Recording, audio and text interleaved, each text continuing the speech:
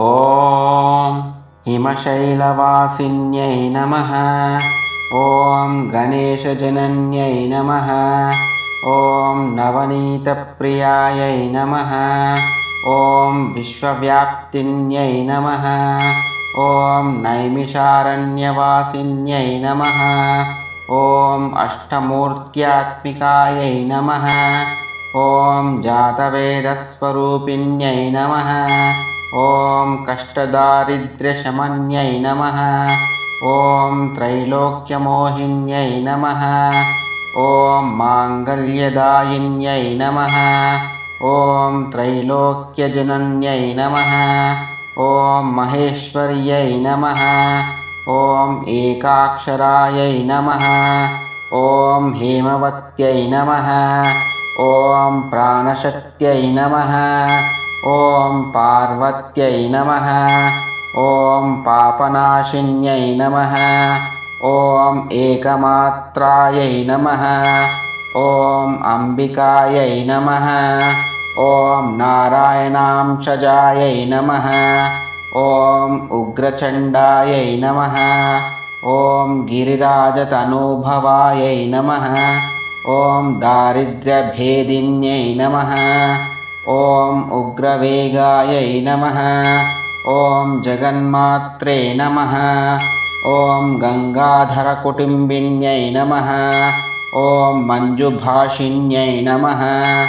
ॐ पर्वतनन्दिन्यै नमः। ॐ महाचिन्तनाशिन्यै नमः। ॐ प्रत्यक्षब्रह्मरूपायै नमः।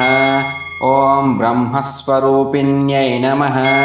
ॐ पूर्णब्रह्मस्वरूपिण्यै नमः। ॐ बिन्दुनादस्वरूपिण्यै नमः।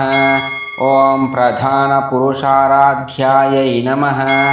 ॐ नादरूपायै नमः। ॐ ह्रीङ्कार्यै नमः। ॐ प्रणवार्थस्वरूपिण्यै नमः। ॐ त्रिपुरायै नमः। ॐ शिवायै नमः। ॐ सत्यधर्मरतायै नमः। ॐ सर्वसाक्षिण्यै नमः। ॐ सुशान्तरूपिण्यै नमः। ॐ श्यामलायै नमः। ॐ स्वधायै नमः। ॐ सर्वस्तोत्तमोत्तमायै नमः। ॐ शिवाभिधायै नमः। ॐ श्रीविद्यायै नमः। ॐ सावित्रिगौर्यै नमः। ॐ षोडशाक्षरदेवतायै नमः। ॐ सत्त्वमयै नमः। ॐ सौभाग्यदायै नमः। ॐ सरस्वत्यै नमः। ॐ सूक्ष्मायै नमः। ॐ शीतांशुकृतशेखरायै नमः। ॐ सर्वकालसुमङ्गल्यै नमः। ॐ सर्वभोगप्रदायै नमः। ॐ सामशिखायै नमः। ॐ श्रीचक्रवासिन्यै नमः। ॐ शम्भव्यै नमः। ॐ शङ्कर्यै नमः। ॐ सर्वमङ्गलायै नमः। ॐ संक्षोभनाशिन्यै नमः। ॐ संसारार्णवतारिण्यै नमः। ॐ क्षेमदायिन्यै नमः। ॐ संसारबन्धकर्थे नमः। ॐ संसारपर्यैवर्जितायै नमः। ॐ फणीन्द्रभूषणायै नमः। ॐ अमलायै नमः। ॐ अमरसंसेव्यायै नमः। ॐ अन्नपूर्णायै नमः। ॐ अमृतेश्वर्यै नमः। ॐ अखिलागमसंस्तुतायै नमः। ॐ अयोनिजायै नमः। ॐ आपदातारिण्यै नमः। ॐ आकाशरूपिण्यै नमः। ॐ आद्यायै नमः। ॐ आदित्यमण्डलगतायै नमः। ॐ अनलप्रभवायै नमः। ॐ कुमार्यै नमः।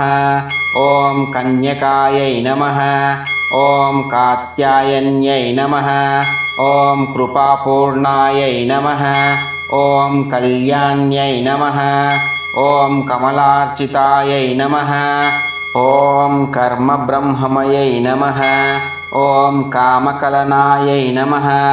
ॐ काङ्क्षितार्थप्रदायै नमः ॐ कमलस्थायै नमः ॐ कल्पवृक्षस्वरूपिण्यै नमः ॐ कुङ्कुमप्रीतायै नमः ॐ कुङ्कुमारुणरञ्जितायै नमः ॐ कौमोदक्यै नमः ॐ कुमुदिन्यै नमः ॐ कीर्त्यायै नमः ॐ कीर्तिप्रदायिन्यै नमः ॐ केशवप्रीतायै नमः ॐ किशोर्यै नमः ॐ क्लेशसङ्घनिवारिण्यै नमः ॐ क्रोधिन्यै नमः ॐ क्रोधनिलयायै नमः ॐ धर्मपत्न्यै नमः ॐ दयापरायै नमः ॐ दीर्घमुख्यै नमः ॐ देव्यै नमः ॐ पुण्यायै नमः ॐ पुत्रपौत्रवरप्रदायै नमः